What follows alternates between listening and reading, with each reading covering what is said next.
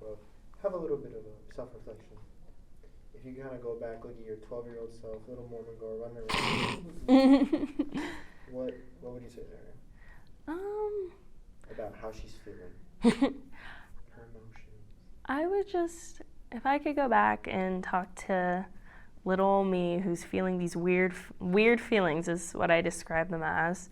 I mean, I didn't tell anyone, but that's how I felt. I would just tell her, like, resist that urge to shove it down. Just feel them and actually reflect on them and question what you're being taught. I would tell him that just to stop being so scared of everything.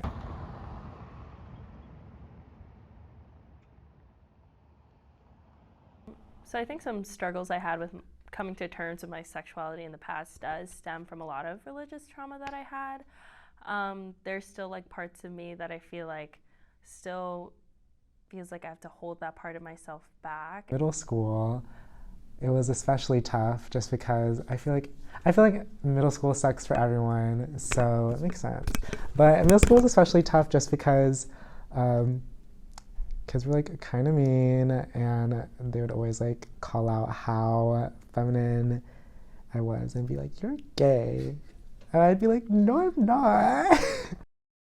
I grew up in the Mormon church, so I was taught all my life that you're going to end up marrying a man and you're going to have a family and it's going to be a beautiful life experience that you're going to get because you're a woman. Like, you're supposed to bear children, you're supposed to marry. For a while, even after coming out, I still like did not enjoy how feminine I was, because in my mind, we're kind of taught like, oh, you're a guy, you have to be masculine, you have to be buff and strong.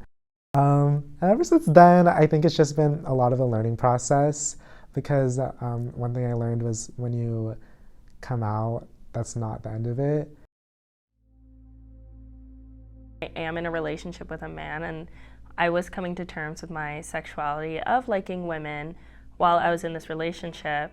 So like fighting the religious guilt of being like, this is wrong that you like women, while also being like, oh, like if I like women, that must mean I must not fully love my partner, which isn't true, but at the time those were kind of the feelings that were arising. I'll still think like, when I'm like on a date with a guy or something, sometimes I'll think like, oh, are we allowed, like, is it okay to like hold hands or something? I remember like my freshman year of college, like one of my first dates, I was like a little scared because we're like in public, and I was like, I don't know.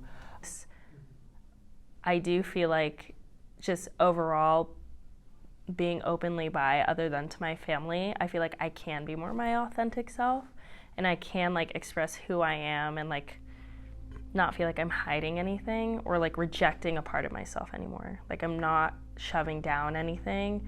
Instead, like, I'm embracing it fully, which makes me happier overall.